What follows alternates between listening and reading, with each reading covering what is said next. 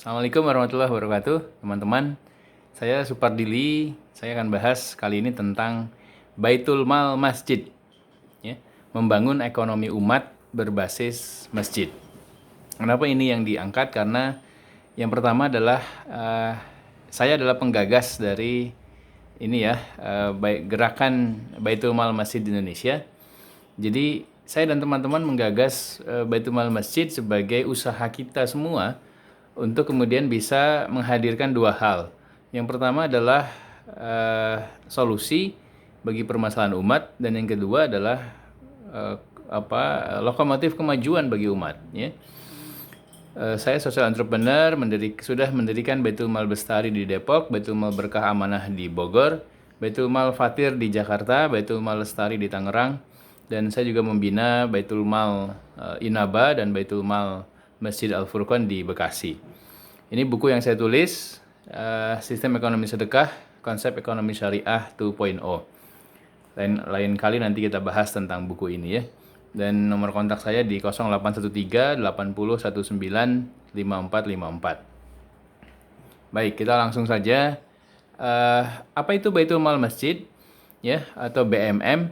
Ia adalah lembaga di bawah DKM Masjid tentu saja, yang berfungsi melayani jamaah dalam hal pengumpulan jiswaf dan penyalurannya melalui program-program yang sangat bermanfaat bagi jamaah. Jadi sesederhana itu ya, Baitul Mal Masjid. Nah, Baitul Mal Masjid itu ini jenis lembaga ya. Yang pertama adalah BMM, itu adalah lembaga sosial, bukan lembaga komersial ya. Jadi bukan lembaga bisnis. Karena itu maka dia adalah juga lembaga nirlaba. Ya, lembaga yang berdiri beroperasi bukan untuk mencari profit, bukan untuk mencari laba. Ya, tetapi untuk menghadirkan benefit, manfaat-manfaat untuk jamaah dan masyarakat luas. Yang ketiga, maaf, itu adalah lembaga jiswaf. Baitul Mal Masjid tadi saya sampaikan menerima dan menyalurkan jiswaf ya, zakat, infak, sedekah dan wakaf. Yang kelima, yang keempat, lembaga finansial ya. Baitul Mal Masjid ini lembaga finansial karena program utamanya adalah ya membuat pinjaman tanpa bunga. Nah, kenapa ini menjadi program utama? Ini bahasan tersendiri ya sebetulnya. Karena pinjaman tanpa bunga itu dibutuhkan oleh umat agar bisa memajukan ekonomi ya di berbagai sektor dan terhindar dari riba ya, terhindar dari pinjaman online ya, pinjaman KPR riba dan seterusnya itu kemudian ya. Banyak bukti mengatakan kalau kita berbisnis menggunakan dana riba, maka kemudian bisnisnya akan hancur. Ya, itu salah satu alasan. Yang kelima adalah Baitul Mal Masjid ini lembaga network, artinya berjejaring. Ya, masjid-masjid yang mendirikan Baitul Mal ya itu akan terhimpun ya, berkoneksi, terconnected gitu ya, terhubung dalam Baitul Mal Masjid Indonesia nantinya. Jadi akan membuat sebuah jaringan dari Baitul Mal Masjid itu. Ini tujuannya ya. Ada tiga tadi. Yang pertama adalah solusi, yang kedua kemajuan umat, yang ketiga sinergi. Yang pertama, umat Islam itu kan sekarang menghadapi berbagai masalah. Itu sebabnya umat Islam butuh solusi dari permasalahan itu. Maka BMM hadir, berdiri untuk menghadirkan solusi efektif bagi permasalahan-permasalahan. Nah, masalah-masalah pun masalah-masalah yang penting, ya, bukan masalah yang ecek-ecek, bukan masalah yang kecil-kecil gitu ya, tetapi masalah yang memang strategis dan berdampak luas. Tadi yang paling utama adalah masalah ekonomi riba kemudian. Yang kedua, kemajuan, ya. Baitul Mal Masjid mendorong men-trigger ya kemajuan bagi umat Islam. Karena umat Islam punya banyak sekali potensi untuk maju. Ya, bagaimana kemudian BMM hadir untuk mengoptimalkan berbagai potensi itu menjadi prestasi yang tinggi kemudian. Umat ini harus berkarya, harus berprestasi yang luar biasa. Yang ketiga, sinergi ya, lembaga-lembaga yang ada di umat Islam ini banyak sekali dan sebetulnya punya visi yang sama ya, untuk mensejahterakan umat ya, memberi solusi dan seterusnya itu. Maka dibutuhkan sinergi, dibutuhkan silaturahim ya, dibutuhkan koneksi, sering-sering ngopi bareng lah gitu ya, sederhananya ya. Jadi ngopi, ngobrol-ngobrol ya, kemudian mendapatkan ide, gagasan, gerakan yang kemudian bisa dihela bersama untuk kemudian tadi menghadirkan solusi dan kemajuan. Itu tujuan BMM ya. Nah, ada 3 alasan sesungguhnya yang melatar belakangi kemudian kenapa DKM itu sebaiknya mendirikan Baitul Mal Masjid. Yang pertama, DKM sesungguhnya sudah menjalankan fungsi lembaga JIS ya saat bulan Ramadan dan Idul Kurban. Hanya saja masih sifatnya kepanitiaan dan temporer. Maka BMM kemudian membuat fungsi ini permanen dan lebih profesional ya.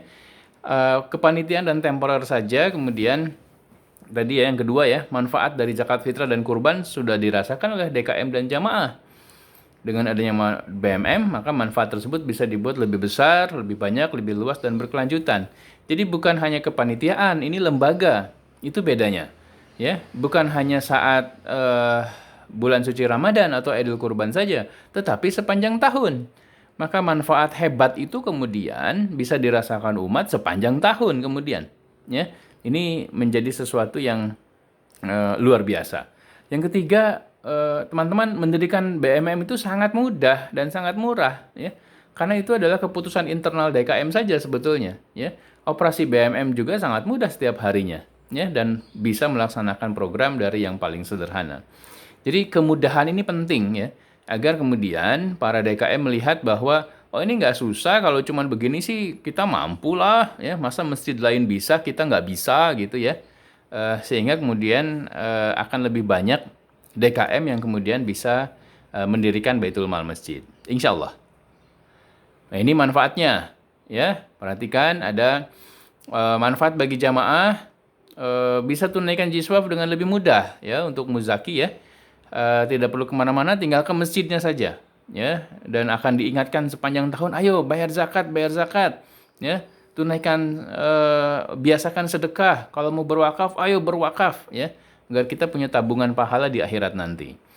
Yang kedua adalah bagi mustahik akan mendapatkan banyak program dari Baitul Mal Masjid ya. Maka muzaki kemudian juga akan melihat, loh, dana zakat saya, dana sedekah saya ternyata dikelola dengan sangat baik oleh Baitul Mal Masjid, dan ternyata tetangga saya yang biasanya selalu kesulitan, ketika ada BMM, dibantu oleh BMM, tetangga itu kemudian bisa keluar dari kesulitannya, keluar dari kemiskinannya bahkan. Ya, dan kita berharap mustahik ini nanti bisa menjadi muzaki. Yang ketiga, jamaah akan memiliki sumber dana halal untuk memenuhi berbagai keperluan. Ya, jadi dana sedekah terutama ya, dana infak ini kemudian nanti digunakan untuk program pinjaman tanpa bunga yang paling utama, dan itu bisa untuk emergency misalnya ya, jamaah yang butuh emergency, butuh dana untuk kesehatan misalnya gitu, untuk pendidikan ya atau sebagainya, bisa menggunakan ini ya, bisa menghubungi Baitul Mal Masjid sebagai solusi.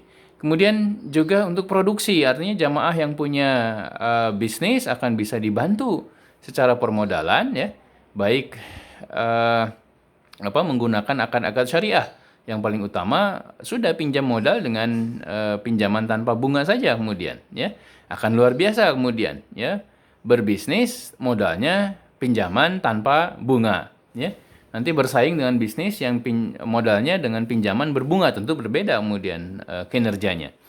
Dan yang ketiga, jamaah juga akan punya sumber dana untuk keperluan-keperluan konsumsi ya.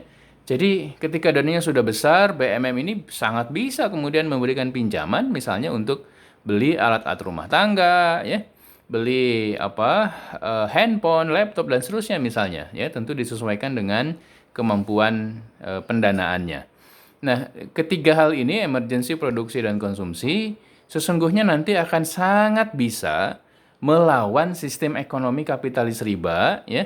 Bank-bank ribawi bisa kita lawan betul-betul ya. Karena mereka kemudian akan kehilangan konsumen. Ngapain juga kemudian kita beli handphone misalnya ya, mesti nyicil dengan adanya bunga, sudah haram, rugi pula karena harus membayar lebih besar. Nah, kalau ke BMM nantinya kemudian bisa mendapatkan barang konsumsi yang dibutuhkan halal ya, dan jauh lebih murah kemudian ya. Ini keunggulan yang luar biasa. Yang keempat tadi ya, ini manfaat utama, terhindar dari sistem ekonomi riba. Ya, jangan sampai kita kemudian terjerumus dalam riba. Riba itu teman-teman dosa yang sangat besar, itu termasuk dosa besar, satu-satunya dosa yang diperangi oleh Allah Subhanahu wa taala dan Rasul-Nya. Ya. Kenapa diperangi? Karena dosa riba itu memang sangat berbahaya, tetapi bahayanya tidak kelihatan. Ya. Kita menggunakan dana riba sekarang ini seperti biasa-biasa saja, ya, seperti tidak berdosa gitu kemudian, ya. Ini yang disebut dengan bahaya laten, ya, sesuatu yang sangat berbahaya, tetapi kemudian tidak kelihatan, tidak terasa, ya, maka dampaknya jadi jauh lebih berbahaya. Yang kelima, kemudian BMM ini menghadirkan wadah untuk beraktivitas sosial yang sangat bermanfaat, ya. Emak-emak ya, saya lihat misalnya di Baitul Mal Al-Furqon Bekasi ya, itu aktivisnya banyak emak-emak gitu kemudian. Ya, mereka daripada gosip, daripada nonton drakor ya lebih baik menjadi aktivis di Baitul Mal masjidnya dan kemudian eh, menjalankan berbagai macam program yang bermanfaat untuk jamaah dan masyarakat. Nah, bagi DKM manfaatnya luar biasa juga kemudian ya. Akan lebih dipercaya jamaah. Ya, kenapa? Karena jamaah melihat ternyata DKM-nya bekerja, DKM-nya kemudian menghadirkan manfaat untuk jamaah. Jadi jamaah kemudian, wah, ini DKM-nya top margo top ini, ya. DKM-nya luar biasa. Karena kemudian tidak hanya melayani kebutuhan sholat saja misalnya, tetapi juga melayani rukun Islam yang lain yaitu jiswaf, ya, pembayaran zakat dan seterusnya. Ini luar biasa, ya. DKM akan lebih dipercaya jamaah. Dan DKM kemudian manfaat kedua ya mendapat lebih banyak dana untuk berbagai program. Ya, jadi tidak perlu lagi lah ada himpunan dana di jalan gitu ya pakai serokan ikan gitu dan seterusnya ya. Bentuk saja BMM dan kita bisa menghimpun dana lebih baik, lebih amanah, lebih profesional dan lebih berdignity ya, lebih punya kehormatan kemudian. Yang ketiga, pengurus DKM pun bisa mendapat manfaat finansial karena berperan juga sebagai amil jis, ya. Jadi dan jamaah juga tidak keberatan misalnya kalau DKM dapat gaji bulanan, ya, dapat fasilitas karena kemudian tadi sudah bekerja full untuk kemudian menghadirkan manfaat untuk jamaah. Ini sudah terbukti ya di berbagai lembaga yang merupakan lembaga amil zakat misalnya, maka para karyawan di lembaga amil zakat digaji dan mendapat fasilitas sebagaimana mestinya kemudian. Nah, hal yang sama bisa digunakan ya untuk digunakan oleh para pengurus DKM juga kemudian. Sehingga bekerja untuk umat, bekerja untuk Allahnya full time, ya, bukan sisa-sisa tenaga saja, tidak rapatnya tahunan dan seterusnya misalnya, ya. Dan yang keempat, tentu saja DKM bisa membuka lapangan kerja bagi jamaah. Ya, ini luar biasa. Masjid kemudian akan punya pekerjanya. Kita sangat sedih ya kalau melihat misalnya ada merebot masjid, masjidnya kaya, saldonya banyak, tetapi kemudian merebotnya miskin, rumahnya sudah reot gitu ya dan seterusnya. Keadaannya juga sudah sakit-sakitan dan seterusnya misalnya. Ya, nah dengan adanya BMM maka kemudian akan ada lapangan kerja yang profesional ya, digaji dengan baik ya, dan kondisi masjid pun pasti kemudian akan lebih baik. Yang kelima, manfaat bagi DKM bisa menjadi lembaga yang profesional dalam melayani jamaah.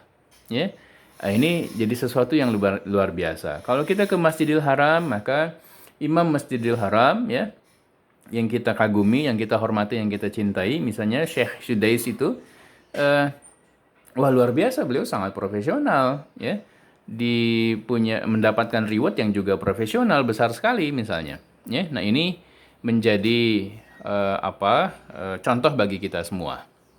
Yang berikutnya ada program-program Baitul Mal Masjid ya. Nah yang utama tentu saja adalah bagaimana Baitul Mal Masjid ini bisa fundraising, ya, bisa mendapatkan kepercayaan dari masyarakat untuk masyarakat kemudian menyalurkan dana zakatnya, infaknya, sedekahnya atau bahkan wakafnya ya ke Baitul Mal Masjid. Ya, ada fundraising menjadi program pertama. Yang kedua kemudian itu digunakan untuk pinjaman tanpa bunga yang tadi saya sudah singgung. Kemudian juga bisa mengadakan edukasi ekonomi syariah, ya. Seperti apa sih ekonomi syariah yang benar, ya? Bagaimana bermuamalah, bagaimana berdagang, ya, bagaimana memberikan nafkah kepada keluarga dan seterusnya misalnya. Bagaimana soal pinjam meminjam, ya, jangan terjerumus kepada riba dan seterusnya. Ada program lain ya, boleh saja. Ada santunan misalnya ya. Ada pembelajaran Al-Qur'an misalnya dan seterusnya. Ada bimbingan bisnis untuk UKM yang merupakan jamaah masjid dan seterusnya. Dan tentu saja ada operasional BMM sehari-hari ya. Membuat bisa mencetak buku, bikin selebaran ya, membuat spanduk kegiatan dan seterusnya. Nah, itu diharapkan menjadi solusi bagi masalah umat ya, terutama solusi masalah-masalah ekonomi. Yang kedua adalah ada optimasi potensi umat. Ya, umat ini potensinya apa saja sih? Nah, BMM kemudian mengoptimasi potensi itu menjadi sebuah kemajuan ya, terutama kemajuan bagi umat.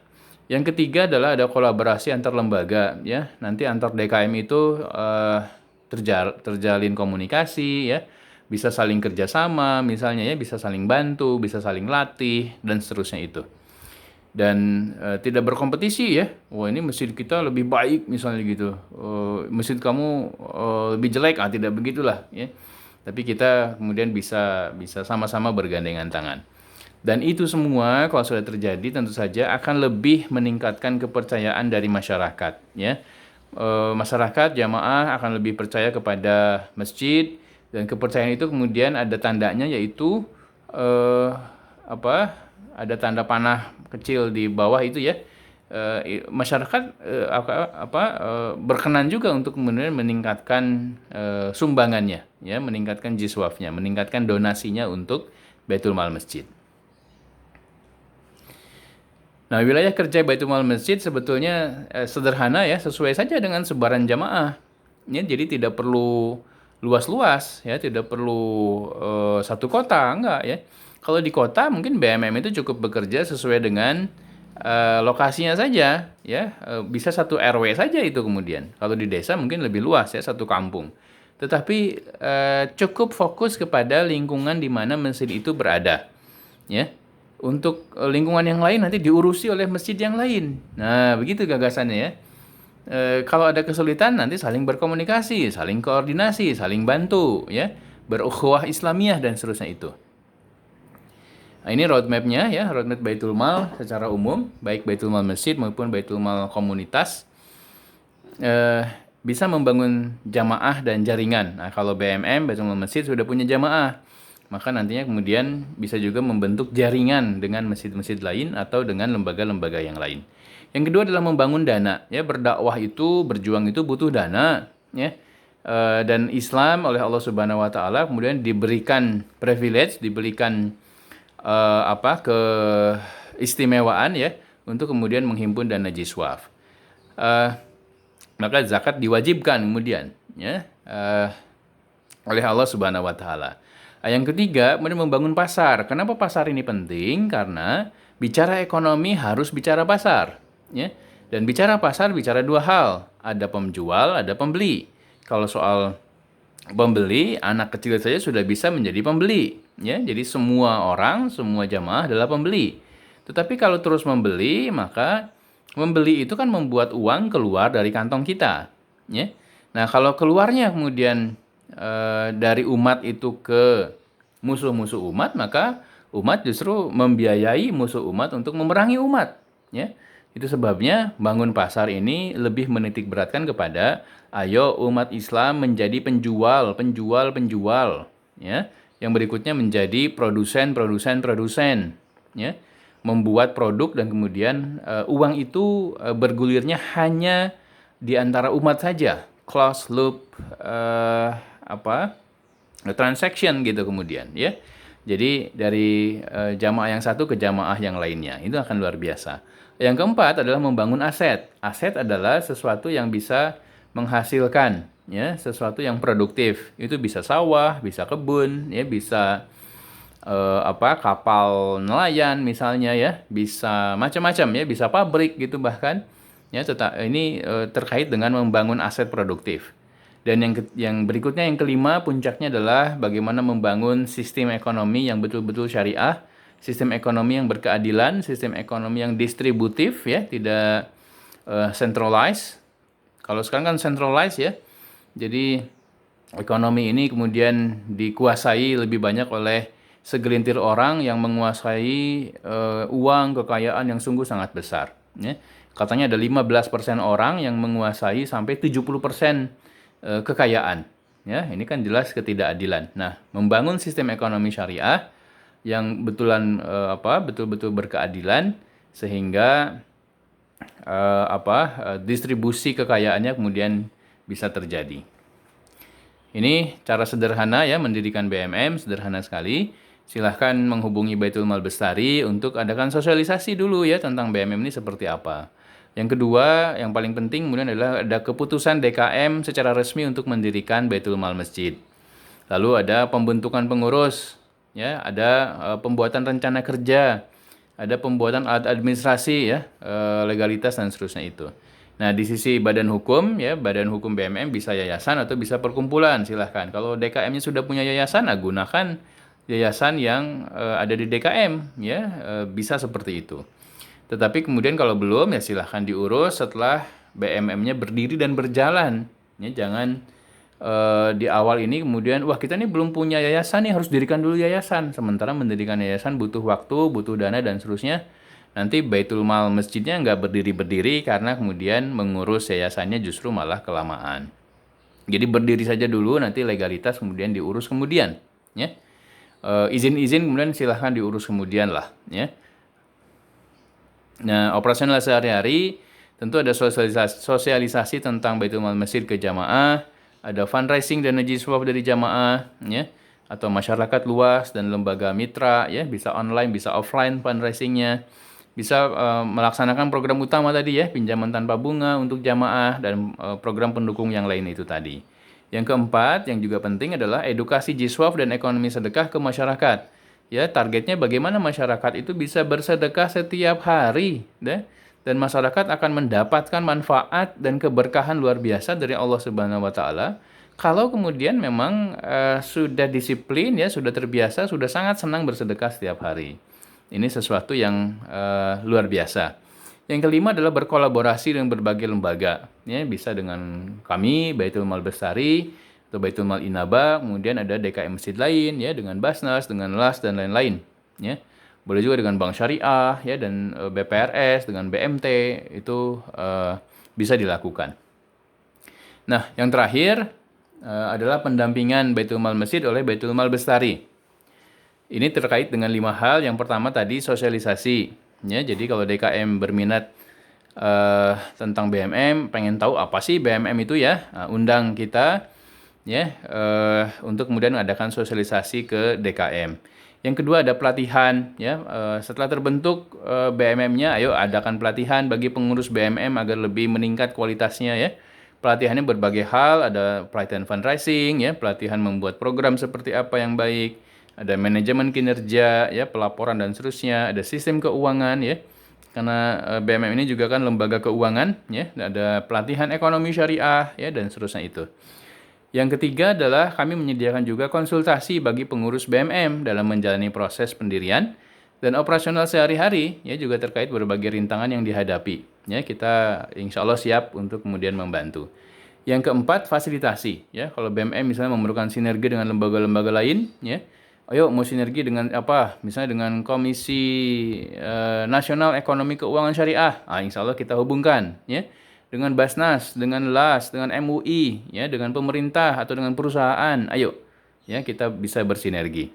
Dan yang kelima, bahkan BMM bisa bekerja sama dengan Baitul Mal Bestari dalam program utama pinjaman tanpa bunga, ya.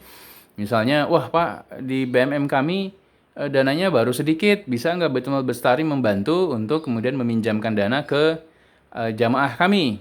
ya. Nah, yang seperti ini insya Allah ya bisa diadakan kerjasama antar Baitul Mal. Baik, teman-teman, semoga cukup jelas ya. Meskipun ini baru informasi awal, informasi dasar dari Baitul Mal Masjid, belum terlalu dalam, tapi semoga informasi ini kemudian bisa betul-betul menjadi pencerahan ya bagi kita semua, agar kemudian kita bisa membangun ekonomi umat ini berbasis masjid. Terima kasih, semoga bermanfaat. Saya Supardili. Assalamualaikum warahmatullahi wabarakatuh.